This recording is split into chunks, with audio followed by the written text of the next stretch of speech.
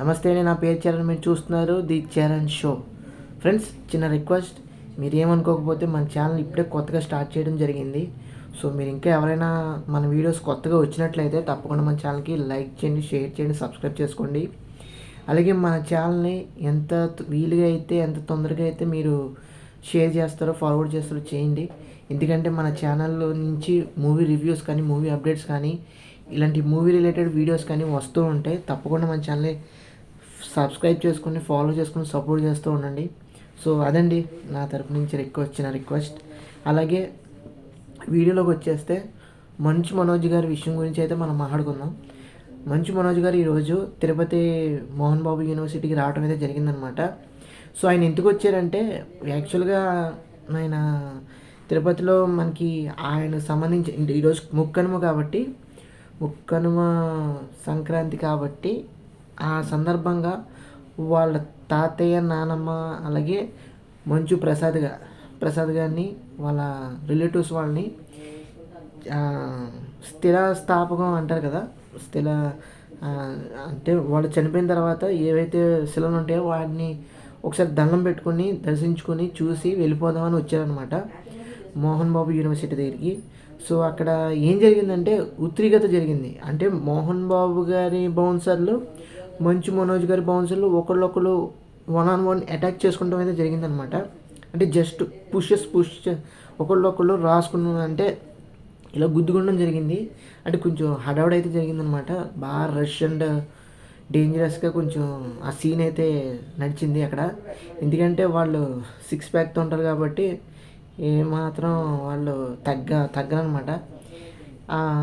కొన్ని ఏదో unwanted scenes అయితే జరిగినాయి అక్కడ.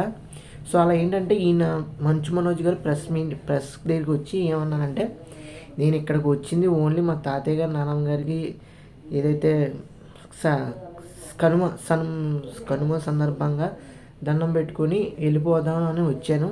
ఇంకేమాత్రం ఎవరిని ఇబ్బంది పెట్టడానికి కాదు. అలాగే మోహన్ బాబు యూనివర్సిటీకి కొన్ని ఏవైతే చాలామంది ఇప్పటికి కూడా అంటున్నారు, ఏంటో మాకు తెలియదు, మోహన్ బాబు యూనివర్సిటీలో ఏదో జరుగుతుంది, అది ఎడ్యుకేషన్ నుంచి ఏవైతే అమౌంట్ వస్తుందో ఆ అమౌంట్ని ఏదో డైవర్ట్ అవుతుంది, కొంచెం అడ్మిషన్స్ ఫీజు కూడా ఎక్కువ తీసుకుంటున్నారు స్టూడెంట్స్ నుంచి. ఇలా కొన్ని రూమర్స్ అయితే, కొన్ని ఎలిగేషన్స్ అయితే, కొన్ని కామెంట్స్ అయితే వైరల్ అవుతున్నాయి. మొత్తం సోషల్ మీడియాలో హల్చల్ చేస్తుంది.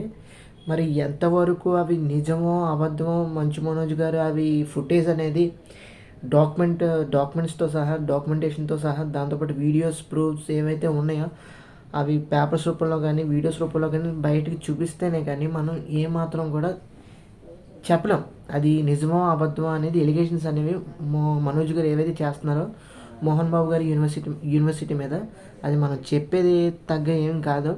ఇవి జస్ట్ ఎలిగేషన్స్ మాత్రంగానే మనకి కనిపిస్తుంది.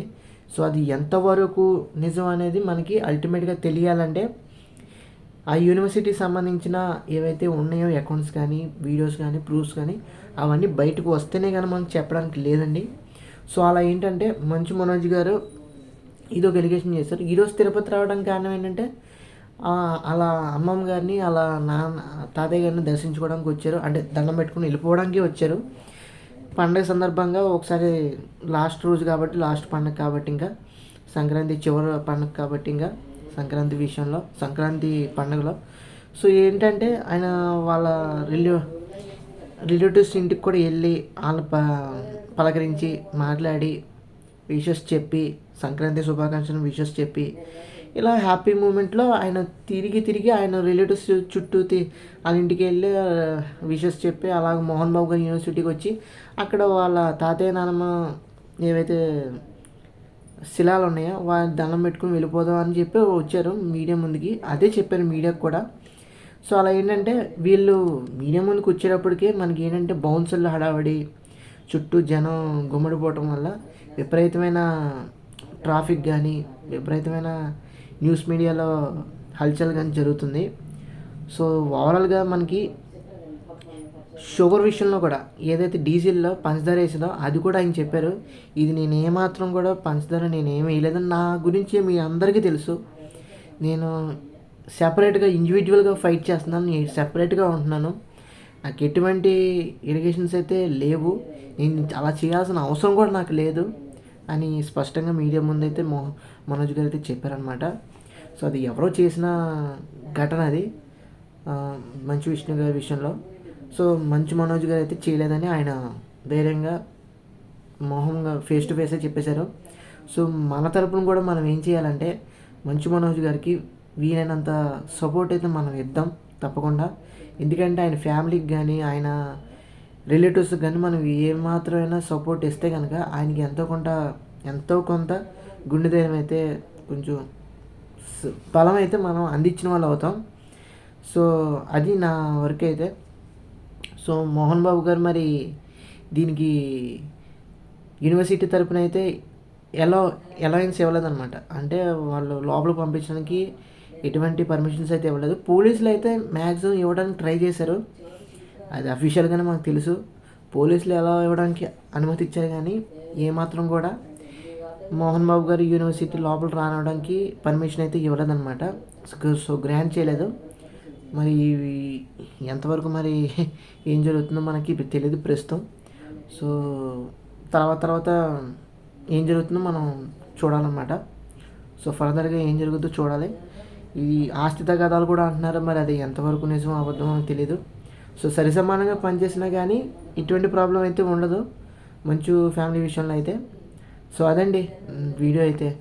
మంచు మనోజ్ గారికి మనకు వీలైనంత సపోర్ట్ అయితే చేద్దాం. మోహన్ బాబు గారు కూడా కొంచెం కోఆపరేట్ చేయాలనే విధంగా మనం ఈ ఫుటేజ్ని అయితే మనం ఏదైతే సపోర్ట్ ఉందో వాళ్ళకి తప్పకుండా అందిద్దాం మనం.